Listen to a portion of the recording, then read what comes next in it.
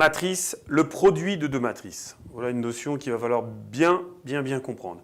On prend une matrice NP, N ligne, P colonne, une matrice B, P ligne, M colonne. Pour pouvoir multiplier deux matrices, il faut que le nombre de colonnes de la première soit égal au nombre de lignes de la deuxième. Ce qui fait que dans ce cas-là, on peut calculer A fois B. Je ne pourrais pas calculer B fois A. La multiplication, on ne peut pas changer au niveau des matrices, A fois B, B fois A, on ne peut pas toujours le faire. Ici, si je multipliais B fois A, j'aurais un problème de ligne et de colonne. Donc remarquez bien que le nombre de colonnes de la première doit être égal au nombre de lignes de la deuxième. Ça nous donne un résultat de dimension NM, le nombre de lignes de la première, le nombre de colonnes de la deuxième. Donc une NP fois une PM, ça nous donne une NM. À vous bien de repérer. J'ai pris un exemple pour bien illustrer comment faire et après au niveau des coefficients. On a une matrice ici, c'est une 2-3, 2 lignes, 3 colonnes. Ici, c'est une 3-2, 3 lignes, 2 colonnes. Je peux donc les multiplier. On a le même lien entre le nombre de colonnes de A et le nombre de lignes de B. Voilà. Et le résultat va donc nous donner une 2-2. Alors une 2-2, 2 lignes, 2 colonnes, matrice carrée. Pour cet exemple-là, mais pas à chaque fois. Alors comment faire? Je prends la première colonne de B.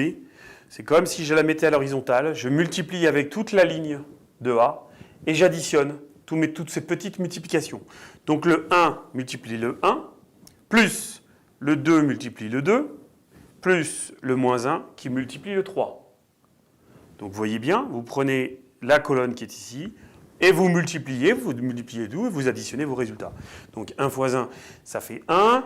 Ici, ça fait 4. 4 plus 1, ça fait 5.